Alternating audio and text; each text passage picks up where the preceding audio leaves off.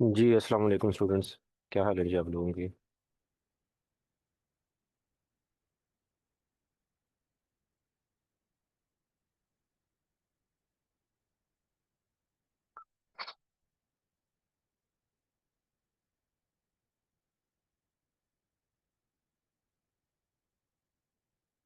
अल्हम्दुलिल्लाह जी मैं बिल्कुल ठीक हूँ।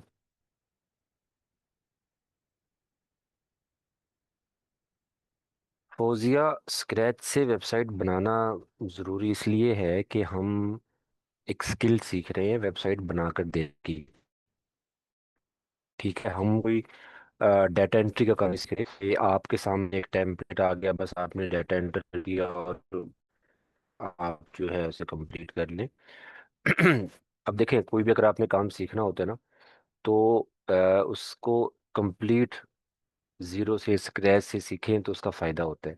आपको भी समझ आए कर क्या रहे हो, किस लिए कर रहे हो, कैसे होगा, बजाय ये कि आपको सिर्फ एक साइड दिखा के और छोड़ दे मार्केट में कि भाई बस ये ऐसे होता है और कर ले। सुबह से शाम तक आप इतने पैसे बना लोगे ये दो चार स्टेप करने के। ये ऐसे नहीं होता। ठीक है, और ना कोई भी काम ऐसे नहीं होता, जो आपको बताते हैं वो भी झूठ बताते हैं। ठीक है, कोई भी काम है, कोई भी स्किल है, उसको आप प्रॉपर टाइम देते हो, उस पे आप जो है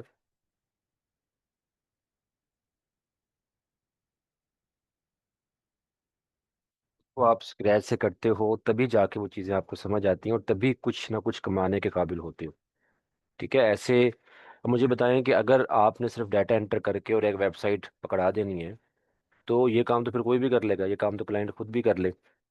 वो आपको इतने पैसे क्यों दे वेबसाइट बनवाने के। समझ रहे हो। तो आपको जो पैसे मिलेंगे वेबसाइट बनाने के, वो इन्हीं चीज़ों के मिलेंगे कि आपने क्लाइंट की रिक्वायरमेंट सुननी है, वो क्या चाह रहा है, फिर चीज़ें आप स्क्रैच से सारी बिल्ड करोगे, सेटअप करोगे, बना के दोगे। तो फिर ही कुछ मेहनत करोगे तो कुछ उसका मिलेगा ना। अच्छा ठीक, वेबसाइट हम शुरू कर लें अपनी।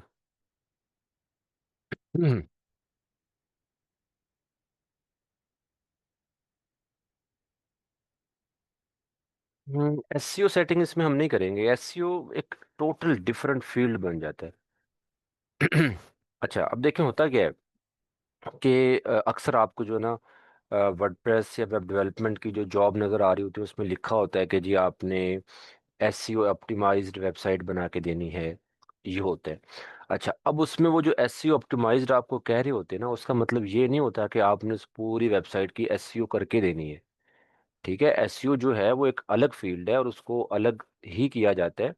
मतलब ऐसा नहीं है कि हाँ, ये एक अलग चीज़ है कि भाई मुझे वेब डेवलपमेंट भी आती है, मुझे एसईओ भी आती है, उसी क्लाइंट को मैं वेब डेवलपमेंट पहले वेबसाइट बना के दे दूं, फिर उसको मैं एसईओ भी करके दे दूं, तो ये एक अलग चीज़ है। लेकिन एज ए डेवलपर आपने जो वेबसाइट बनानी है, आप एसईओ की जिम्मेदार नहीं हो, आपने सिर्फ वेबसाइट बना के देनी है। एक चीज़ जो ज़रूर हम करते होते हैं और हमें कहा भी जाता है और क्लाइंट चाहता भी है कि अक्सर आपको लिखा हुआ नजर आएगा कि जी एसईओ ऑप्टिमाइज्ड वेबसाइट बना के दें। उसमें फिर हमें ये करना होता है कि जो कंटेंट हम यूज़ कर रहे हैं वेबसाइट पे, वो कंटेंट हम एसईओ रेलिवेंट यूज़ करें। आजकल स्पेशली क्या इशू आ रहा है कि सारा कंटेंट एआई बेस्ड यूज़ किया जाता है। तो थोड़ा बहुत अगर आप अपना ह्यूमनाइज्ड कंटेंट लिखेंगे और उस कंटेंट के अंदर वो कीवर्ड मोस्टली यूज़ करें जो एसईओ बेस्ड है। एसईओ बेस्ड कीवर्ड कौन से होते हैं, जो लोग ज़्यादातर सर्च कर रहे होते हैं इंटरनेट पे जाके। ठीक है, तो ये आगे थोड़ा सा और अगर आप इसके डिटेल में जाओगे तो आपको चीज़ें समझ आ जाएंगी। तो ये थोड़ा बहुत होता है एसईओ ऑप्टिमाइज करना। और फिर कुछ एक दो प्लगइन्स हैं एसईओ के, उनको आप यूज़ कर लेते हो, वो जस्ट ऑन पेज एसईओ कर देते हैं।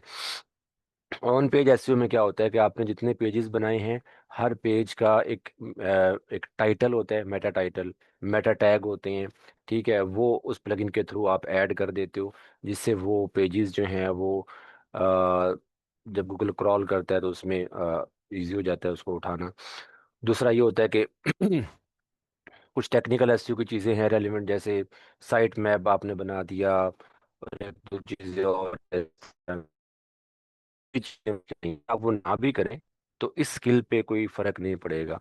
ठीक है, और अगर आप कर भी लें थोड़ा बहुत वो, तो देन उसमें आपका फायदा ही होगा कि क्लाइंट अगर चाह रहा है तो वो कर देंगे। अदरवाइज अगर आप प्योरली डेवलपमेंट कर रहे हो तो एसईओ जो है अगर आप ना भी करें या आपको नहीं भी आती, उसमें कोई इशू नहीं है, क्योंकि वो एक टोटल डिफरेंट फील्ड है। उसके लिए लोग अलग से काम करते हैं और प्रॉपर उसका अलग से सारा कुछ करना पड़ता है एसईओ के लिए। ठीक है, क्लियर हो गया।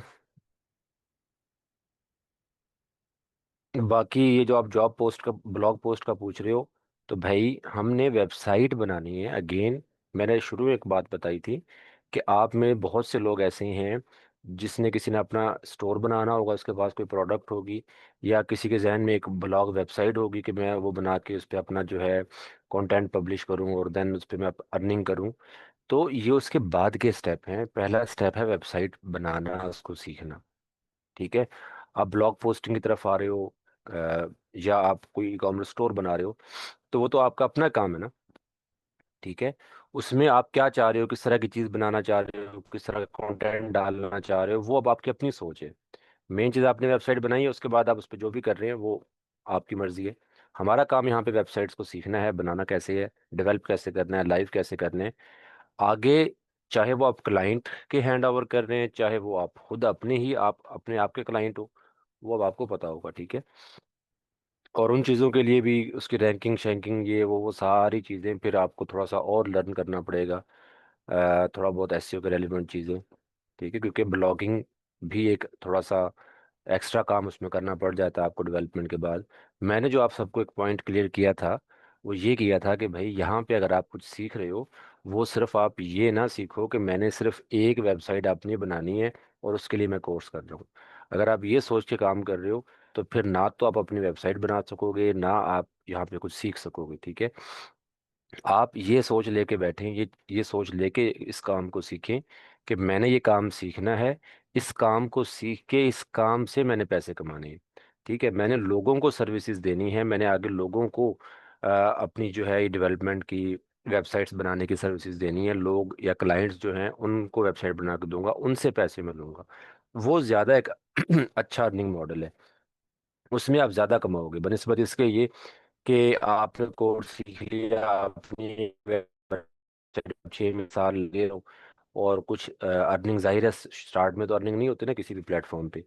और देन आपको कि जी कुछ भी नहीं हो रहा और ये स्किल भी आज से गई आपकी, जो सीखा था वो भी भूल गए, और जो थोड़ा बहुत आपने उस पर इन्वेस्ट किया था वेबसाइट वगैरह उन चीज़ों पे, और वो भी आपका ख़त्म हो गया। ठीक है, तो इस तरह से आप फेडअप हो जाओगे, वो चीज़ ही छोड़ दोगे। जो काम सीख रहे हो इसको सीख के आगे लेके चलो, 1 2 साल एक्सपीरियंस गेन करो, क्लाइंट्स बनाओ, उनको अपनी सर्विसेज दो। उसके बाद आपको ये सारी चीज़ें खुद ही आपको समझ आ जाएंगी कि भाई अब मुझे टाइम है, अब मैं एक्सपीरियंस्ड हो गया हूँ, अब मुझे ब्लॉग वेबसाइट स्टार्ट करनी चाहिए, या अब मुझे कोई ई कॉमर्स स्टोर स्टार्ट करना चाहिए, क्योंकि अब मुझे सारी समझ आ गई है कि काम कैसे किया जाता है। आपके पास फिर दो चीज़ें होंगी, आपका अपना प्लेटफॉर्म जो आप बना रहे हो अपनी ब्लॉग वेबसाइट, या अपना कुछ स्टोर बना रहे हो, वो भी आप उसको भी ग्रो करवाओगे साथ साथ। और दूसरा आपके पास एक स्किल है जो आप लोगों को ऑफर कर रहे हो, और लोगों से आप चार्ज कर रहे हो पैसे, वो स्किल भी आपको रेवेन्यू जनरेट करके दे रही है। तो फिर दो आपके पास वे हो जाएंगे अर्निंग के, और आप इस तरह से अपना अच्छा रेवेन्यू जनरेट कर लोगे। ये सभी लोग ऐसे ही करते हैं। ठीक है, कोई ऐसा यहाँ पे नहीं है कि वो एक चीज़ सीख के और सिर्फ अपने लिए वो करने बैठ जाए। उससे आपकी ग्रोथ नहीं होगी, थोड़ा बहुत अगर आप कमा भी लेंगे लेकिन ग्रोथ नहीं होगी उसमें। ठीक है, तो इस चीज़ को आपने जहन में रख के और फिर कोई भी चीज़ आप सीख रहे हो वो सीखो, और कोशिश करो कि जो आप अपने जहन में चीज़ें लेके बैठे हो उससे बाहर निकल के आप काम करें। आपको ज़्यादा लर्निंग होगी, जितनी आपकी लर्निंग होगा उतना आपका एक्सपीरियंस होगा, उतना ज़्यादा आप अच्छा कमाएंगे। अच्छा जी, बस आ जाएं अब वापस हमारी वेबसाइट की तरफ। हम काम कर रहे थे एलिमेंटर से और एलिमेंटर से हमने यहाँ पे आई थिंक एक सेक्शन बनाया था, हम देख लेते हैं जी। क्योंकि अभी हम पेजेस को एडिट करना सीख रहे हैं, और पेजेस को एडिट करने के लिए हमने जो अपना एक पेज था उसको तो हमने किया था साथ, दूसरा पेज जो है वो हमने एलिमेंटर के साथ edit किया। हमने एक सेक्शन बनाया था एलिमेंटर का यहाँ से। ठीक है, अच्छा अब हम क्या करते हैं, अब हम यहाँ पे अगेन एलिमेंटर से कुछ और बनाते हैं। मैंने आपको बताया था कि एलिमेंटर से हम कुछ और बनाना सीखेंगे, लेकिन उसके साथ साथ यहाँ पे एक चीज़ जो हमने लास्ट टाइम छोड़ दी थी, मैंने कहा था कि मैं आपको बाद में बताऊंगा, वो है फ्लेक्स बॉक्स और ग्रिड। हम जो है ग्रिड और फ्लेक्स बॉक्स पहले समझ लेते हैं। और वो किस लिए हमने समझना है, वो इसलिए हमने समझना है कि जब आप एलिमेंटर को यूज़ कर रहे हो डिज़ाइन बनाने के लिए, तो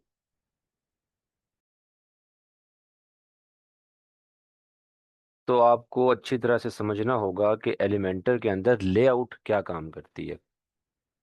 लेआउट क्या काम करती है। ठीक है, तो अगर आपको लेआउट की समझ आ गई है तो फिर डिज़ाइन बनाना आपके लिए आसान है। और ये जो लेआउट हम डिस्कस करने जा रहे हैं ना, ये लेआउट अकेला एलिमेंटर में नहीं, आप कस्टम डेवलपमेंट भी कर रहे हो ना, HTML CSS जावास्क्रिप्ट जो आप कस्टम डेवलपमेंट करते हो उसमें भी यही लेआउट यूज़ होती है। वो लेआउट है क्या? वो लेआउट ये है कि जब आप यहाँ पे कोई भी अपना सेक्शन बना रहे हो या कंटेनर लेते हो, तो आपको ये देखे ना लेआउट के ऑप्शन मिलते हैं, फ्लेक्स बॉक्स मिलता है और ग्रिड मिलता है। ये दोनों किस लिए हैं और किसको किस टाइम पे यूज़ करना है, ये हम समझते हैं। ठीक है, देन आपको ये वाला डिज़ाइन जो हम देख रहे हैं, ये वाला, ये ये भी आपको बनाना आसान हो जाएगा अगर आप ये लेआउट समझ लेते हो तो। ठीक है, अब देखें ये सारी चीज़ें जो हम कर रहे हैं ना, ये एडवांस लेवल की चीज़ें हैं। ठीक है, एलिमेंटर जो है वो जाहिर है एडवांस लेवल का मतलब होगा कि ज़्यादा अट्रैक्टिव डिज़ाइन, यूनिक चीज़ें बनाना, ये सारा एडवांस लेवल है। ठीक है, हाँ उसके बाद फिर फंक्शनैलिटीज़ जो आती हैं वो और भी एडवांस होती हैं, लेकिन फंक्शनैलिटीज़ में इजी चीज़ ये है कि फंक्शनैलिटीज़ में आपको प्लगइन्स मिल जाते हैं। ठीक है, और प्लगइन्स यूज़ करना कोई मुश्किल नहीं होता। आप आपको कोई भी काम करना है और आपको समझ नहीं आ रही कैसे होगा, तो आप इंटरनेट पे जाएं, चैट जीपीटी पे जाएं, उससे पूछें कि भाई मैंने ये काम करना है, मुझे अच्छे से प्लगइन बता दो फ्री। चैट जीपीटी आपको प्लगइन बता देगा, उस प्लगइन को यूज़ कैसे करना है वो चैट जीपीटी आपको बता देगा। तो वो एक इजी चीज़ है कि आपने प्लगइन लिया और प्लगइन के ऑप्शंस को यूज़ करके आपने वो अपना फीचर या फंक्शनैलिटी ऐड कर ली। ठीक है, तो वो आपको आहिस्ता आहिस्ता आहिस्ता, अब जाहिर है हज़ारों वेबसाइट हैं और हर वेबसाइट पे डिफरेंट जो है आप कह लो कि फीचर्स या फंक्शनैलिटीज़ लोग यूज़ कर रहे होते हैं। हर एक का अपना अपना सीन है ना, कोई क्या चाह रहा है, कोई क्या चाह रहा है। ठीक है, तो हम वो सारी चीज़ें डिस्कस तो नहीं कर सकते। ठीक है, मैं आपको एक ओवरऑल आइडिया दे सकता हूँ कि किसी काम को करने का तरीका क्या है। ठीक है, एक तरीका, एक पाथ आपको मैंने बता दिया है, तो आगे आप उसको इजी वे में कर लोगे। ठीक है, तो जितनी भी फंक्शनैलिटीज़ या फीचर्स आपको डिफरेंट नज़र आते हैं वेबसाइट पे, आप सोच रहे होते हो कि यार वेबसाइट पे ये काम अगर मैं करूँ तो कैसे होगा। सिंपल सा एक एग्जांपल है प्लगइन। ठीक है, प्लगइन सर्च करें, उसके रेलिवेंट प्लगइन्स लें, यूज़ करें, अपना वो काम कंप्लीट कर लें। हाँ ये ज़रूर है कि जितना बड़ा प्लगइन होगा उसमें ज़्यादा ऑप्शन होंगे जाहिर है, और उन ऑप्शंस को फिर यूज़ कैसे करना है और किस तरह से अपनी वो चीज़ बनानी है जो हम चाह रहे हैं, ये थोड़ा सा एक टेक्निकल पॉइंट होगा। लेकिन इसके रेलिवेंट भी आपको यूट्यूब पे, ब्लॉग्स पे, चैट जीपीटी के थ्रू आपको बहुत सा कंटेंट मिल जाएगा और आप उन चीज़ों को ईजिली कर पाएंगे, मुश्किल नहीं है कुछ भी। ठीक है, क्योंकि मुश्किल चीज़ तो वही है कि आप शुरू कैसे करते हो, शुरू आप कर चुके हो तो वो समझिए आपकी मुश्किल चीज़ तो निकल गई है, अब आपने आगे जो करना है वो आपकी प्रैक्टिस है। ठीक है, और प्रैक्टिस में ये करनी है कि डिफरेंट बना के देखें, डिफरेंट बिजनेसेस की, डिफरेंट टाइप्स की कंप्लीट वेबसाइट। ठीक है, क्योंकि प्रैक्टिस में तो हम एक ही वेबसाइट पे डिफरेंट चीज़ें एक ही वेबसाइट पे बना रहे हैं ना, लेकिन जब आप एक रियल प्रैक्टिस करें तो कोशिश करें कि एक वेबसाइट कंप्लीट, एक मतलब अगर मैं एग्जांपल दे रहा हूँ कि रेस्टोरेंट की आपने वेबसाइट बनानी है, तो प्रॉपर रेस्टोरेंट का पूरा डिज़ाइन हो, होम पेज है, अबाउट अस है, मेन्यू का पेज बना लिया आपने। ठीक है, उसके बाद फिर आप पहले अपनी स्पेशल सिग्नेचर डिशेस का, इस तरह से डिफरेंट जो होते हैं मेन्यूज पेजेस होते हैं वो बनाएं, और सारे पेजेस को प्रॉपर डिज़ाइन करें, हेडर फुटर डिज़ाइन करें। तो एक कंप्लीट आप उसको जब प्रॉपर डिज़ाइन करोगे तो वो आपका पोर्टफोलियो बनेगा और आपको डिज़ाइन की भी समझ आएगी। हम ये चीज़ यहाँ पे नहीं कर सकते क्योंकि हमने चीज़ें काफ़ी डिस्कस करनी है। ठीक है, और हमारे पास इतना टाइम होता नहीं है, मतलब लेक्चर्स हमारे लिमिटेड होते हैं। तो अगर मैं कोई एक वेबसाइट यहाँ पे बनाना शुरू कर दूँ तो आधे से ज़्यादा हमारा कोर्स वो एक या दो वेबसाइट को बनाने में गुजर जाएगा।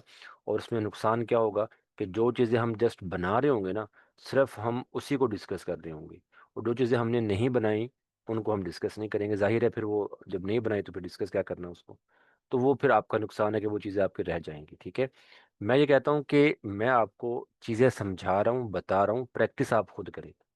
उसका फ़ायदा ये है कि जो चीज़ें मैं आप लोगों को बताता हूँ ना, वो चीज़ें आपको ज़्यादातर जो है ना इंटरनेट पे या यूट्यूब पे कहीं नहीं मिलेंगी।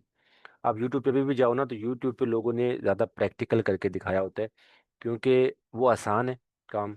ठीक है, उसमें बताना कम है, बस सिर्फ डिज़ाइन बना के दिखाया और काम हो गया। जैसे अभी यहाँ पे आप देखें, हमने एक सेक्शन बनाया है, मैं पूरा ये पेज बना के दिखा दूं कि जी आ जाएं जी, ब्लॉग वेबसाइट का हमने पेज बनाना है, कैसे बनेगा मैं बना के दिखा देता हूँ। तो ब्लॉग पेज तो डिस्कस हो गया, बाकी चीज़ें रह गई हैं।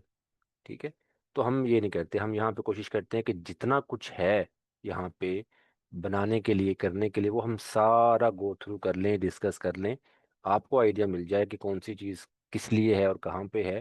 प्रैक्टिस आप खुद करें, और जब आप प्रैक्टिस करोगे तो वो चीज़ें आपकी और क्लियर हो जाएंगी। ठीक है। बस ये कोशिश आपने करनी है जी। अच्छा जी, हम डिस्कस कर रहे थे जी लेआउट, कि फ्लेक्स बॉक्स और ग्रिड क्या चीज़ है, इसको हम यूज़ किस लिए करते हैं और कैसे करते हैं। हम ओपन कर लेते हैं जी पेंट। ठीक है।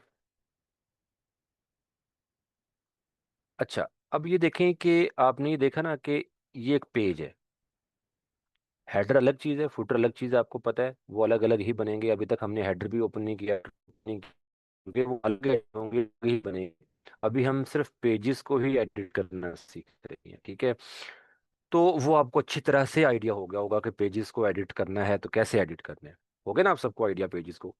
हमने दो टूल यूज़ किए हैं, ब्लॉक एडिटर की है और एलिमेंटर की है, दो ही दो टूल हो गए। ऐसे और बहुत से टूल्स हैं, लेकिन काम सबका तकरीबन सेम है। कि उनके थ्रू आप क्या करते हो, अपने पेजेस जो है वो आप अपने एडिट करते हो उनके थ्रू। ठीक है।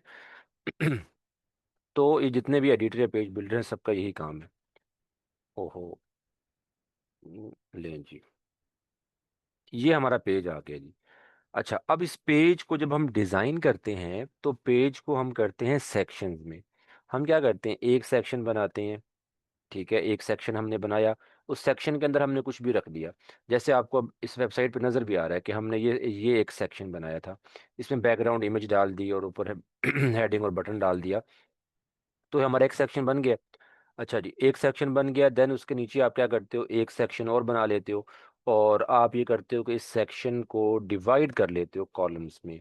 दो कॉलम बना लें, तीन कॉलम बना लें, चार कॉलम बना लें। और हर कॉलम के अंदर फिर अपनी मर्जी की चीज़ें आप रख लो अलग अलग। हमने यही किया ना, हमने ये अगला सेक्शन बनाया, और इस सेक्शन में हमने तीन कॉलम लिए, तीनों में अलग अलग हमने इमेजेस रख दी। ठीक है। अच्छा, फिर आप क्या करें, फिर आप एक सेक्शन और ले लें। ठीक है, उस सेक्शन को फिर आपने कॉलम्स में डिवाइड कर दिया। मतलब ये कोई लाजमी चीज़ नहीं है कि कॉलम्स में डिवाइड करके ही सेक्शन बनाना है। मैं जस्ट एक चीज़ आपको बता रहा हूँ कि आप अपना पूरा पेज डिज़ाइन करते हो सेक्शन वाइज। एक सेक्शन बनाया कंप्लीट, देन अगला सेक्शन बनाया, फिर नेक्स्ट बनाया, फिर नेक्स्ट बनाया, फिर नेक्स्ट बनाया। तो एक पेज पे मल्टीपल सेक्शंस आप बनाते हो। कितने सेक्शंस बनेंगे, कौन कौन से बनेंगे, ये हर एक का डिफरेंट होगा, हर वेबसाइट के लिए डिफरेंट होगा। अब कुछ वेबसाइट्स पे आप जाओ, बहुत बड़ी वेबसाइट्स हैं, उनका होम पेज अच्छा खासा लेंथी होगा, उन्होंने मल्टीपल सेक्शंस बनाए होंगे। अब कुछ वेबसाइट्स ऐसी मैं आपको दिखा देता हूँ कि सिंगल सेक्शन होगा होम पेज पे, एक अकेला सेक्शन बस। होता ना ये। ठीक है, तो हर एक का अपना अपना स्टाइल है। आप चाहे एक सेक्शन बना लो, चाहे आप होम पेज पे 10 सेक्शन बना दो। तो ये यही तो डिज़ाइन है जो हम प्रैक्टिस करके सीखेंगे, कि कौन से बिजनेस के लिए, कौन सी वेबसाइट के लिए हमने किस तरह से चीज़ें बनानी है। अब अगर सारे ही सेक्शन फिक्स हों और सारी वेबसाइट के लिए वही सेम सेक्शंस हों, सिर्फ कंटेंट चेंज कर दें, तो फिर वो यूनिक काम तो नहीं हुआ, फिर अट्रैक्टिव काम तो नहीं हुआ ना, फिर वो वेबसाइट आप समझे कॉपी पेस्ट ही कर रहे हो सबकी। तो ये जितनी भी वेबसाइट्स आप देखते हो, आपको हर वेबसाइट दूसरी से टोटल डिफरेंट नज़र आती है। क्यों नज़र आती है, उनके कलर्स चेंज हैं, उनके सेक्शंस डिफरेंट स्टाइल में बने हुए हैं, किसी में कम हैं, किसी में ज़्यादा हैं, और फिर सेक्शंस के अंदर कंटेंट डिफरेंट टाइप का होता है। तो उससे एक यूनिक चीज़ बन जाती है। ठीक है। अच्छा, तो ये पेज है, पेज पे आपने सेक्शंस बना बना के अपना पूरा पेज डिज़ाइन किया, एक पेज कंप्लीट किया, फिर नेक्स्ट पेज, फिर नेक्स्ट पेज, फिर नेक्स्ट पेज। अब ये जो सेक्शंस जो आप बना रहे हो, ये किसके थ्रू बना रहे हो, अपने एडिटर या पेज बिल्डर के थ्रू। जैसे आपको मैंने ये दिखाया ना, अभी ये हमने एक सेक्शन बनाया था, फिर ये दूसरा सेक्शन आ गया, फिर ये तीसरा सेक्शन आ गया, फिर ये सेक्शन, दो कॉलम थे, एक कॉलम में इमेज थी, दूसरे कॉलम में हेडिंग, टेक्स्ट और बटन था। ठीक है, डिज़ाइन बन गया ना आपको ये। ऐसे ही आप अपनी मर्जी से सेक्शन बना के डिज़ाइन कंप्लीट कर लेते हो। अब ये डिज़ाइन आप पेजेस पे बना रहे हो, और पेजेस पे ये डिज़ाइन किसके थ्रू बना रहे हो, एडिटर या पेज बिल्डर के थ्रू। तो हमने एडिटर के थ्रू बना के देख लिया, और हमने पेज बिल्डर के थ्रू भी बना के देख लिया। तो ये एक सिंपल सा लेआउट आपको समझ आ गई है। ठीक है, क्लियर हो गया। अच्छा, अब इस लेआउट के अंदर एक चीज़ जो हम यहाँ पे अब डिस्कस कर रहे हैं, वो ये कर रहे हैं कि ये जो पेज बिल्डर एलिमेंटर हम यूज़ कर रहे हैं, इसने हमें फ्लेक्स बॉक्स और ग्रिड का ऑप्शन दिया। ये इसने क्यों दिया और ये किस लिए यूज़ होगा, क्या काम आएगा। अब यहाँ पे जो ब्लॉक एडिटर है, हमने ब्लॉक एडिटर यूज किया ना, ब्लॉक एडिटर के अंदर जो स्ट्रक्चर होगा हमारी वेबसाइट का वो ब्लॉक्स के थ्रू होगा, और ब्लॉक्स के अंदर कॉलम बनेंगे। क्या बनेंगे? कॉलम। जैसे ये जो पेज हमने डिजाइन किया, ये वाला होम पेज, इस पे हमें ये फ्लेक्स का और ग्रिड का ऑप्शन नहीं मिला था। इस पे हम गए हैं, सीधे जाके हमने अपने ब्लॉक ऐड किए और हमारी चीज़ें बन गई। तो ये चूंकि ब्लॉक एडिटर था, इसका स्ट्रक्चर जो है वो डिफरेंट है।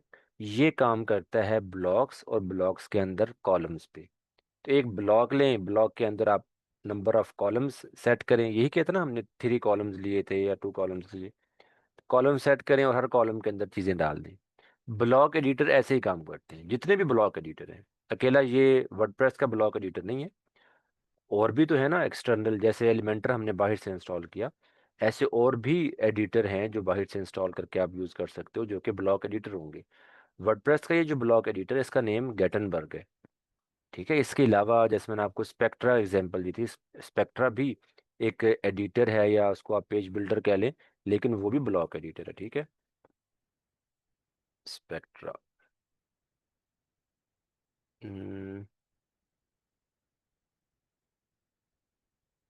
स्पेक्ट्रा है नाम उसका, हाँ जी।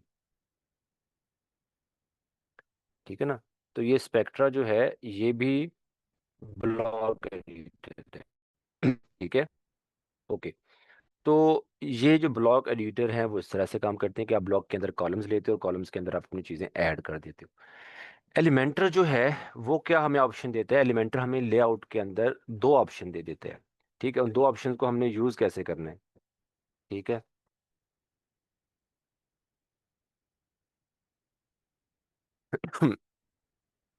उनको हमने यूज़ करना है जी ग्रिड और फ्लैक्स बॉक्स में। किस किस को आइडिया है ग्रिड का, कि ग्रिड क्या होता है?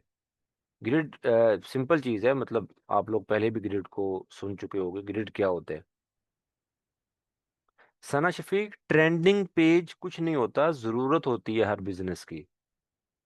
अब देखे ना, मैं आपको एक सिंपल सी एग्जांपल देता हूँ कि होम पेज तो सबका ही होगा ना। होम पेज तो फ्रंट पेज है, जो कि वेबसाइट ओपन होते ही बनना है। होम पेज तो बने ही बनेगा सबके लिए।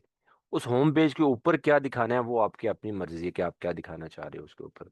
सेक्शंस आपने क्या बनाए, और सेक्शंस में आप प्रोडक्ट्स दिखा रहे हो, अगर स्टोर है। ब्लॉग वेबसाइट है तो आप उसमें अपने ब्लॉग पोस्ट दिखा रहे हो। बिजनेस वेबसाइट है तो बिजनेस के बारे में बता रहे हो। अबाउट अस पेज भी ऐसे ही होता है हर बिजनेस के लिए। कॉन्टैक्ट अस पेज भी होते हैं। ये 2 3 4 पेजेस तो आपको हर वेबसाइट में मिलेंगे। उसके बाद जो पेजेस होंगे वो बिजनेस की जरूरत होगी आपको। मैंने ये वेबसाइट दिखाई थी ना, अगेन हम टॉपिक से हट जाते हैं। अब ये मैंने वेबसाइट आपको दिखाई है, कितने पेजेस आपको इस वेबसाइट पर नजर आ रही है? क्यों? क्योंकि बहुत बड़ा इदारा है, उनको जरूरत है ये सब कुछ दिखाने की, तो उन्होंने हर एक चीज के लिए पेज बनाए हुए हैं। समझ रहे हो? ठीक है। यहाँ पे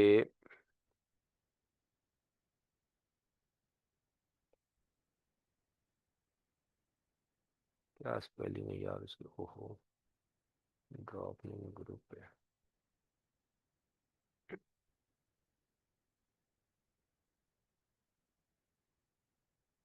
हाँ जी, मैंने आप लोगों से ग्रिड का पूछा, ग्रिड क्या होता है, और आप लोगों ने अभी तक बताया नहीं। अच्छा, अब ये वेबसाइट देख रहे हो, अब इनका काम क्या? काम लॉजिस्टिक का है। ठीक है। तो ये अबाउट अस है, लॉजिस्टिक का पेज है। इंडस्ट्रीज हैं कि किस किस इंडस्ट्रीज के लिए वो लॉजिस्टिक का काम कर रहे हैं। कॉन्टैक्ट अस है। 4 पेजेस है। पांचवा ये होम पेज है जो आपको यहाँ पे नजर आ रहा है। तो हर बिजनेस की अपनी जरूरत है ना, कि वो क्या क्या दिखाना चाह रहे हैं, क्या क्या नहीं दिखाना चाह रहे। ठीक है। अब ये क्लाइंट जो है, एग्जांपल में देता हूँ कि अगर ये क्लाइंट है, और ये क्लाइंट मुझे कह देता है कि भाई हम जो है लॉजिस्टिक के साथ साथ, अब हम एग्जांपल ले लें कि जी जनरल ट्रेडिंग का काम भी शुरू कर देते हैं, कि मतलब हम लोगों को पहले तो सप्लाई दे रहे ना, कि यहाँ से चीज़ पाकिस्तान से दुबई भेज दी, दुबई से सऊदीया भेज दी, ये लॉजिस्टिक का काम है। अब वो कह रहे हैं कि जी हमारे पास खुद की प्रोडक्ट्स भी, हम वो भी सेल कर रहे हैं। ठीक है। तो हम उनको जनरल ट्रेडिंग के अंदर हम उन्हें सामान भी दे रहे हैं जी। तो एक नया पेज बना दें जिस पे हम ये काम कर रहे होंगे। ठीक है। एक नया पेज बन जाएगा, किस नेम से बनाना है, उस पर क्या दिखाना है, वो क्लाइंट बताएगा, हम यहाँ पेज डाल देंगे। तो पेजेस जो हैं वो कोई फिक्स नहीं है, ना ही कोई ट्रेंडिंग वाला सीन है, ये डिपेंड करता है बिजनेस पे। उस बिजनेस को क्या चाहिए, क्या दिखाना है, आप उसी हिसाब से अपने पेजेस बनाते हो, ठीक है।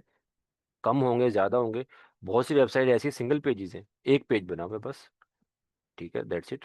कोई बहुत बड़ी कंपनी नहीं है, उन्होंने एक पेज बनाया, एक पेज बना के अपना जो है, मैं आपको दिखा देता हूँ।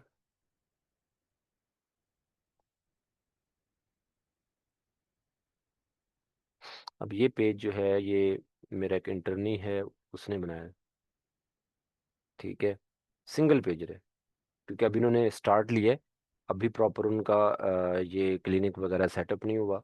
उन्होंने कहा कि जी बस एक सिंगल पेज दे दें, ताकि हम लोगों को दिखा सकें कि हमारा बिजनेस स्टार्ट हो चुका है। ठीक है, सिंगल पेज है, ऊपर ये सिंपल सा हेडर आ गया है, और बाकी उसके सेक्शंस आ गई हैं, ठीक है। और ये डिज़ाइन है उसका सिंपल सा, ठीक है। अभी लोड हो रहा है, तो लोड होकर इसी तरह से ओपन हो जाएगा, ठीक है। तो बस इसी उसी पेज पे कॉन्टैक्ट फॉर्म दे दिया, उसी पेज पे अबाउट अस डाल दिया, उसी पेज पे जनाब टीम डाल दी। फिर यही होगा ना, एक पेज पे तो जो चीज़ें अलग अलग पेजेस पे आनी थी, बस अलग आना था, कॉन्टैक्ट अलग आना था, सर्विसेज अलग आनी थी, टीम अलग आनी थी, ठीक है। तो वो एक ही पेज पे एक एक सेक्शन में डाल दिया। ये अबाउट आ गया है जी, ठीक है, ये टीम आ गई है, ये उनकी सर्विसेज आ गई हैं, ठीक है, ये अपॉइंटमेंट शेड्यूल के लिए उनका कॉन्टैक्ट फॉर्म आ गया, दैट्स इट, ठीक है। तो ये आपको क्लाइंट को समझना होगा, क्लाइंट क्या चाह रहा है, क्या ज़रूरत है, उस हिसाब से आप उसको डिज़ाइन बना के देते हैं, उस हिसाब से आप उसके पेजेस वगैरह बाकी चीज़ें कवर करते हो, ठीक हो गया। अच्छा जी, मैंने पूछा था कि जी ग्रिड क्या होता है, समझ आ गई ना आप सब लोगों को कि मैं क्या समझा रहा हूँ। हाँ, तो हम ये कुछ बीच में एक्स्ट्रा चीज़ें भी डिस्कस करते रहते हैं, तो आपको थोड़ा सा साथ साथ चलना होगा कि हम किस किस टाइम क्या चीज़ डिस्कस कर रहे हैं, चीज़ों को पिक करना है आपने, ठीक है। मैंने ग्रिड का पूछा था, और ग्रिड जो है वो मुझे बताया है जी कि crossing line, squares, bars, pattern of the line and grid. हाँ ठीक है, रो और कॉलम्स एक्चुअली जो है ना वो ग्रिड लेआउट होते हैं किसी भी जगह पे। वो ऐसा नहीं है कि सिर्फ यहाँ पे वेबसाइट हम बना रहे हैं, वेब डेवलपमेंट में वो ग्रिड लेआउट बन गया। हर जगह पे जहाँ पे रो और कॉलम्स होंगे वो ग्रिड लेआउट होगा।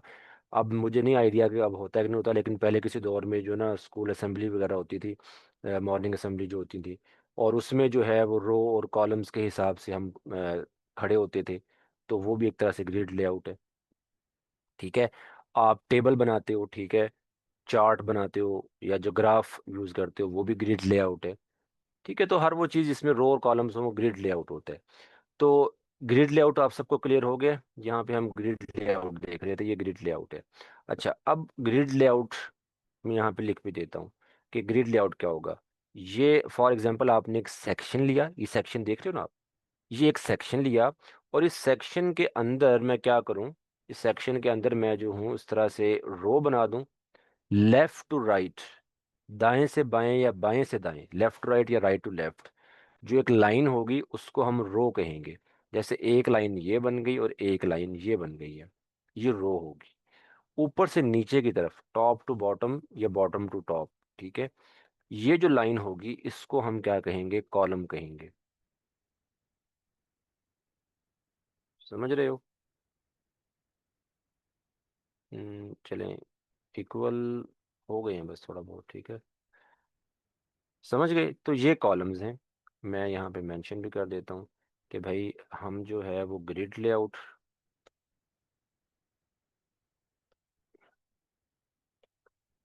ग्रिड लेआउट में क्या आता है, रोज एंड कॉलम्स,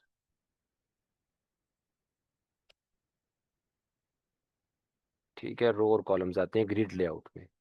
अच्छा जी, अब यहाँ पे हमने क्या लिया है जी, ये हमारा कॉलम 1 है, ठीक है, और उसके बाद ये हमारा जो है कॉलम 2 आ गया, ये हमारा जो है कॉलम 3 आ गया, और ये हमारा कॉलम 4 आ गया।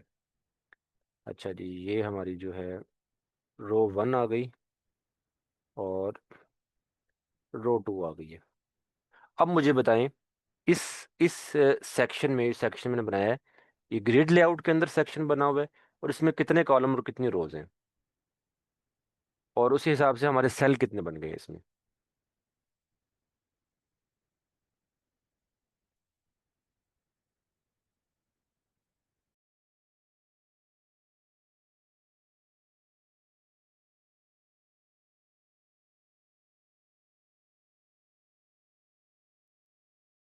हाँ जी बताएं मुझे, लिखा भी ऊपर मैंने।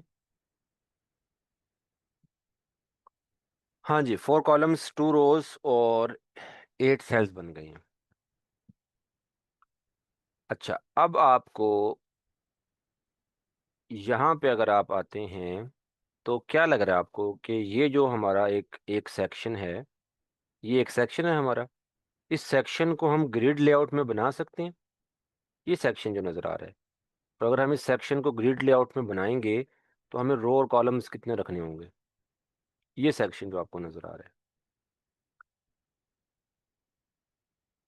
पहले बात बताएं, इसको बना सकते हैं ग्रिड में या नहीं बना सकते, या इसको ग्रिड कह सकते हैं या नहीं कह सकते। और अगर कह सकते हैं या बना सकते हैं तो इसको बनाने के लिए कितने रो और कॉलम्स चाहिए होंगे। जल्दी से बताया करें, आंसर आ रहा हो ना आ रहा हो लेकिन बताया करें, कोशिश किया करें कि आप जो है जो भी तुक्का लगाना है वो लगाएं।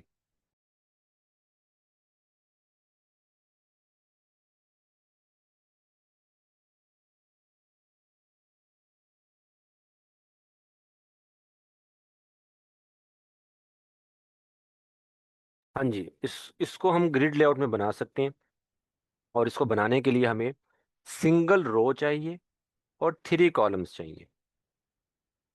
डन हो गया। अब आपको समझ आ गई ग्रिड लेआउट की, कि जब हम डिज़ाइन बना रहे हैं, अभी तो ये ब्लॉक एडिटर है ना, ब्लॉक एडिटर में तो ग्रिड लेआउट का कॉन्सेप्ट अलग से नहीं है, जैसे एलिमेंटर अलग से दे रहे हैं। ब्लॉग में तो जो ब्लॉक एडिटर है, ब्लॉक एडिटर में उसने कॉलम्स का ऑप्शन दे दिया, आप कॉलम्स बना लें।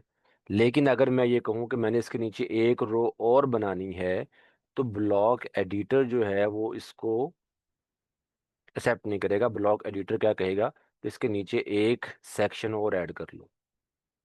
लेकिन एलिमेंटर क्या कर रहा है, एलिमेंटर हमें ग्रिड लेआउट दे रहा है कि भाई एक रो बनाओ, 2 रो बनाओ, 10 रो बनाओ, ठीक है, जितने कॉलम बनाने कॉलम बनाओ, और अपना वो एक ही सेक्शन के अंदर वो चीज़ सारी बना लो।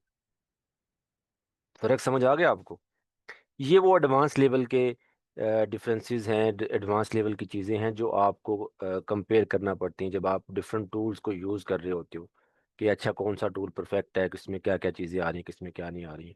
इससे पहले जो हम चीज़ें डिस्कस कर चुके हैं वो तो सिंपल विजेट्स थे जो आप उठा के लगा रहे हो और यूज़ कर रहे हो। समझ आ गई है। तो ये ग्रिड लेआउट है। अब मैं इसको इसकी एग्जांपल आपको एक और दिखा देता हूँ, एक लाइव वेबसाइट पे, जो वेबसाइट हम पहले भी देख चुके हैं, आई थिंक पहले हम देख चुके हैं इसको। इस वेबसाइट का ये जो सेक्शन है, लेटेस्ट वाला section, ये ग्रिड लेआउट के अंदर बना हुआ है, ठीक है।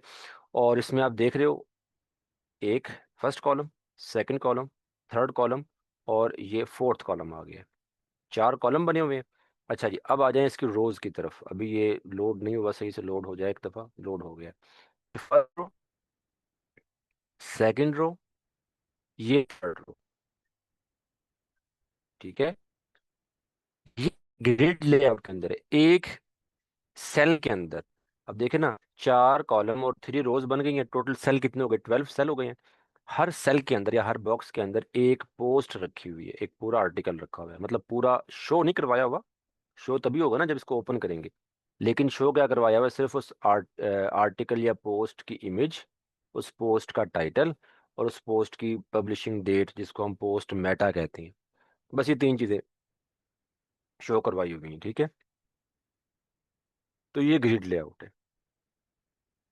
गैलरी जो आप लोग देखते हो, चाहे वो वेबसाइट पे गैलरी बनी हुई है, चाहे वो आपके मोबाइल के अंदर गैलरी है, आपके लैपटॉप में आप जो गैलरी ओपन करते हो इमेजेस की, वो गैलरी भी ग्रिड लेआउट में बनी होती है। क्लियर होगा ग्रिड लेआउट का। अब फ्लेक्स बॉक्स पे चलें। अच्छा जी, फ्लेक्स बॉक्स जो है वो रो और कॉलम्स में काम नहीं करता, ठीक है।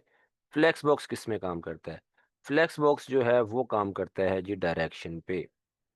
यहाँ पे मैं लिख देता हूँ जी फ्लेक्स बॉक्स, क्योंकि हमारे पास टाइम भी ज़रा कम है, टाइम हमारा कंप्लीट होने वाला है। फ्लेक्स बॉक्स काम करता है जी डायरेक्शन पे। डायरेक्शन का क्या मतलब है? डायरेक्शन का मतलब ये है कि मैंने ये एक सेक्शन लिया, जैसे ये एक सेक्शन लिया और उसके अंदर मैंने क्या किया, सेक्शन के अंदर मैंने रो और कॉलम बना दिए। अब रो और कॉलम को बनाने से सेल बन गए। हर सेल के अंदर कुछ भी रखा जा सकता है। जैसे हमने अपनी इस वेबसाइट में इमेजेस रखी हुई हैं, इसमें इमेज रखी, इसमें इमेज रखी और इसमें हेडिंग और टेक्स्ट रख दिया। ठीक है। तो इस तरह से हमारा जो ये जो लेआउट है, ग्रिड लेआउट में तो ये हो गया ना कि रो और कॉलम्स बनाए, रो और कॉलम्स की वजह से सेल बन गए या बॉक्स बन गए, और हर बॉक्स या सेल के अंदर हेडिंग रख दें, बटन रख दें, इमेज रख दें, टेक्स्ट रख दें, कुछ भी रख दें, आपके डिज़ाइन के अंदर वो चीज़ शो हो जाएगी। फ्लेक्स बॉक्स में क्या सीन होगा? फ्लेक्स बॉक्स में सीन ये होगा कि आपने एक सेक्शन लिया। ठीक है, ये ले ली, मैं एक सेक्शन और बना देता हूँ। अच्छा, आपने एक सेक्शन लिया और उस सेक्शन के अंदर आप चीज़ें रख रहे हो। ठीक है। तो आपको उस सेक्शन की डायरेक्शन बतानी होगी कि वो किस डायरेक्शन में आप रख रहे हो। ठीक है।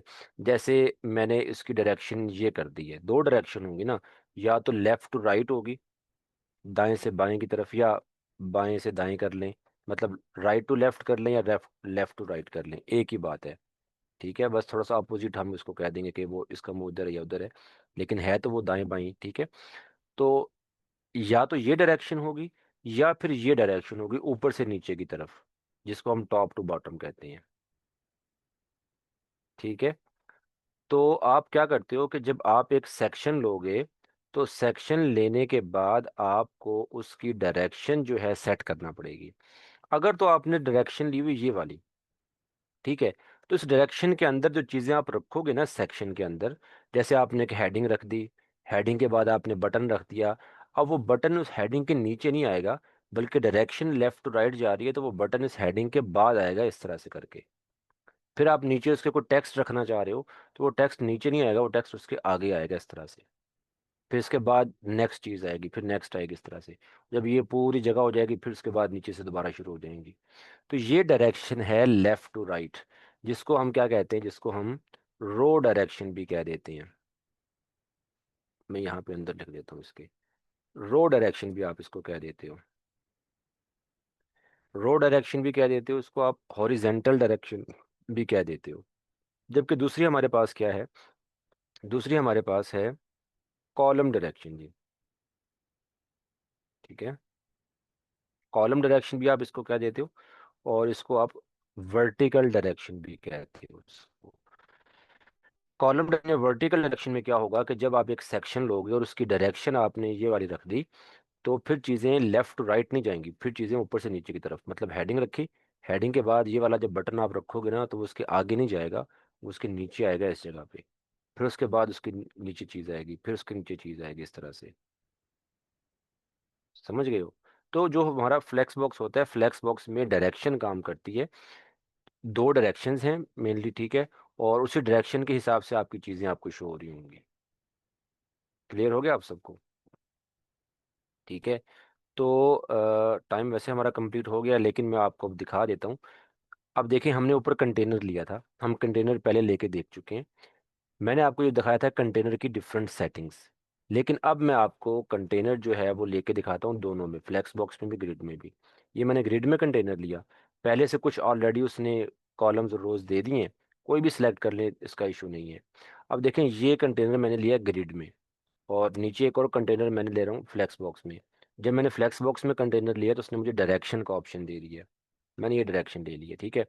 अब हमारे पास दो कंटेनर है। ऊपर वाला कंटेनर जो है वो ग्रिड लेआउट में, ये देखें कंटेनर लेआउट क्या है, ग्रिड। नीचे हमें ऑप्शन क्या मिल रहा है, ये कॉलम्स और रोज का।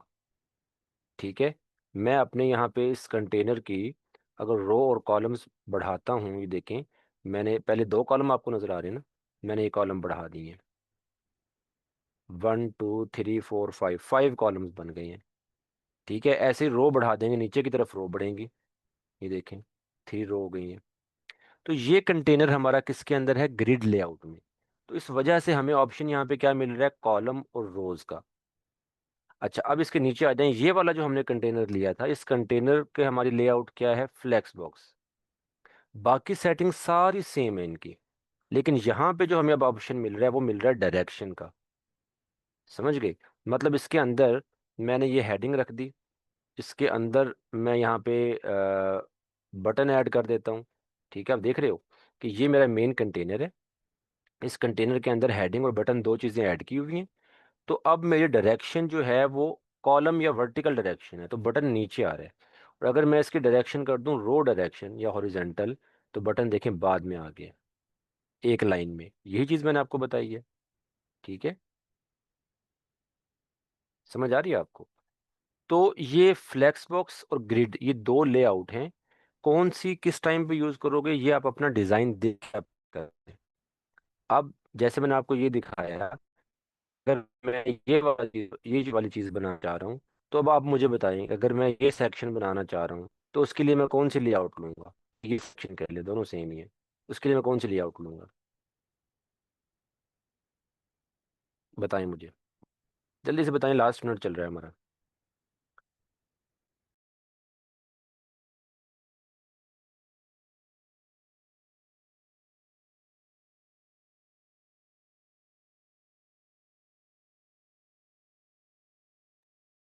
मैं रो और कॉलम का नहीं पूछ रहा, मैं लेआउट का पूछ रहा हूँ कि लेआउट कौन सी लेंगे हम।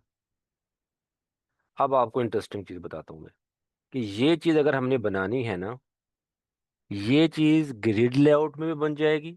ग्रिड लेआउट लोगे तो आपने 3 कॉलम और एक रो लेना है। मैं भी बना के दिखा देता हूँ। ये कंटेनर हमने सेलेक्ट किया, इसमें हमने 3 कॉलम किए,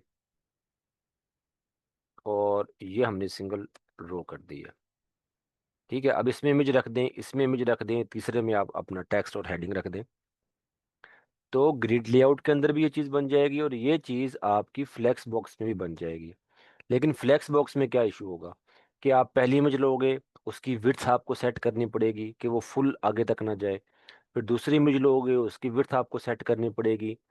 फिर उसके बाद आपने अपना ये टेक्स्ट और ये हेडिंग और टेक्स्ट रखना है, तो उसकी विड्थ आपको सेट करना पड़ेगी।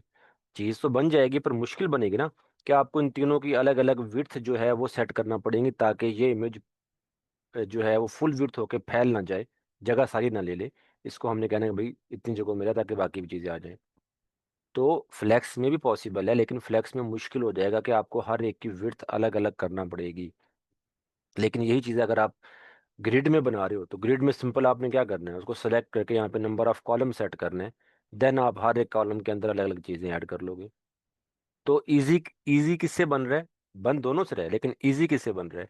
ग्रिड लेआउट से ज़्यादा इजी बन रहा है। ग्रिड लेआउट से आप चुटकियों में बना लोगे, मिनट में बना लोगे। समझ आ गई है?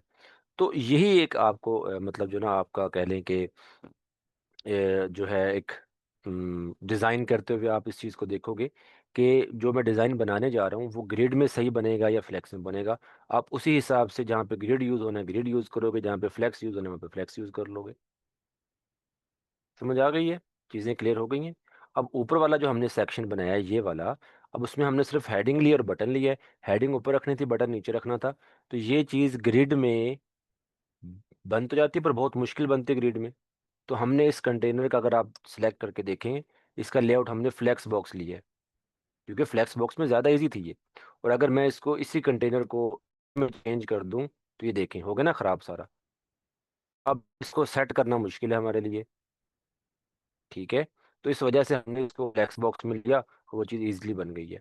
लेकिन अब नया हम सेक्शन बनाने जा रहे हैं ये वाला, ये फ्लेक्स बॉक्स में थोड़ा मुश्किल से बनेगा। तो ग्रिड में इजी बन जाएगा, तो आप ग्रिड ले लें। तो इस तरह से जब आप डिज़ाइन बना रहे होगे, तो आपको खुद से इस चीज़ को आइडिया लेना है कि कहाँ पे फ्लेक्स बॉक्स परफेक्ट रहेगा और कहाँ पे ग्रिड परफेक्ट रहेगा। बस उसको आपने यूज़ करना है। यूज़ करके अपने सेक्शंस बनाते जाएं इस पेज के ऊपर, डिफरेंट चीज़ें दिखाते जाएं। उन चीज़ों को दिखाने के लिए आपके पास ये विजेट्स हैं सारे, इनको आप यूज़ करो, यूज़ कर करके अपना डिज़ाइन कंप्लीट करो, और आपके पेज जो हैं वो रेडी हो गए, डिज़ाइन हो गए। क्लियर हो गया सबको? कोई चीज़ जो समझ ना आई हो, जल्दी से करें, लास्ट मिनट है, मीटिंग एंड करते हैं।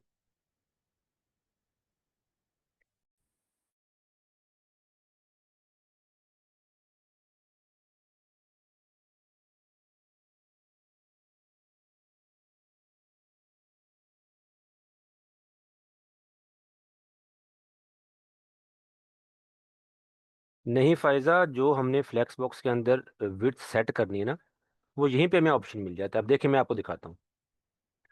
ये मैंने कंटेनर लिया ना, इस कंटेनर को हमने फ्लेक्स बॉक्स में लिया हुआ है। अब ये टेक्स्ट जो है ये अभी कम लिखा हुआ है, इस टेक्स्ट को थोड़ा सा बढ़ा देता हूँ मैं, इसे को कॉपी करके ना इसको मैं पेस्ट कर देता हूँ यहाँ पे। ये देखें, टेक्स्ट बढ़ गया है। अब टेक्स्ट बढ़ने से बटन एंड पे चला गया। तो अब अगर मैं इसकी विड्थ सेट करूंगा तो इस हेडिंग को पकड़ूंगा, हेडिंग की सेटिंग्स में जाऊंगा, यहाँ पे विड्थ का ऑप्शन मुझे मिल रहा है। अपनी मर्जी की विड्थ देनी है या परसेंटेज में देनी है। मतलब अगर एक कंटेनर को तीन हिस्सों में डिवाइड करना है, फिर मैं 30% कर लूंगा। सॉरी, कस्टम पे जाके परसेंटेज पे ये मैंने 30% कर दिया, इस तरह से। अब नेक्स्ट फिर एक हेडिंग ली मैंने, उसको भी 30% पे किया, फिर एक और ली, फिर 30% पे किया, इस तरह से। अब देखें, चार चीजें आ गई ना। हालांकि 30% पे तो तीन आनी चाहिए थी, क्योंकि ये फ्लेक्स है, फ्लेक्स में चीजें ऐसे ही आती रहेंगी। तो आपको अपने हिसाब से सेटिंग्स करनी पड़ेंगी विड्थ की, और फिर जाके आप सेट करोगे। लेकिन यही चीज अगर यहाँ पे ग्रिड में होती, तो आप ये देखें, ये उठा के मैंने रखा ग्रिड के अंदर, ठीक है। अब ये यहाँ पे रख दिया, और ये यहाँ पे रख दिया, ठीक है। अब इसकी विड्थ यहाँ से आप ख़त्म कर दें, डिफ़ॉल्ट कर दें, डिफ़ॉल्ट कर दें, डिफ़ॉल्ट कर दें। आगे तीनों इक्वल, बिल्कुल इक्वल कॉलम विड्थ के हिसाब से ही। तो ग्रिड में जो कॉलम्स की विड्थ होती है वो इक्वल रहती है। तो आपको इजी हो जाता है चीज़ों को मैनेज करना, बजाय ये कि आप अपने फ्लेक्स में चीज़ें रखी हैं और उनकी विड्थ आप कम कर रहे हो। तो मुश्किल भी चीज़ भी है, और नहीं आ रही होती कि एग्जैक्ट बन रही। तो डिज़ाइन को देखें, समझें कि वो चीज़ फ्लेक्स में ठीक रहेगी या ग्रिड में ठीक रहेगी, उसको आप उस तरह से यूज़ करें, ठीक है।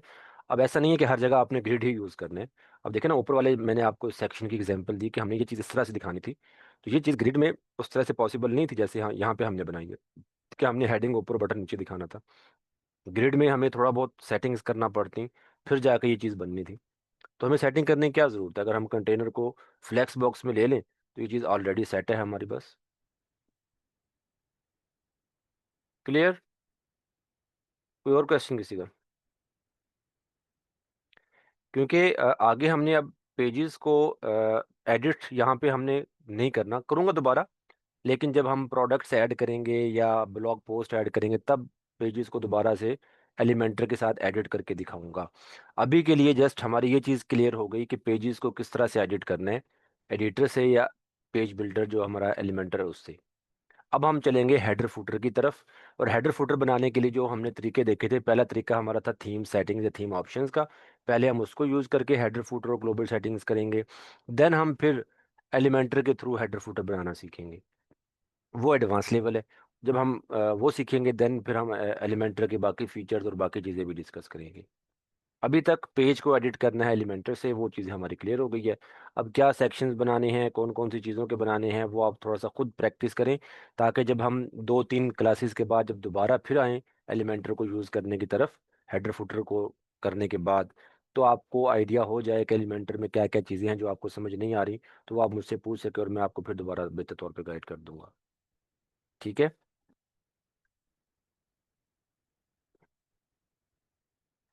ओके जी, चलें मिलते हैं नेक्स्ट सेशन में, तब तक के लिए अल्लाह हाफिज़।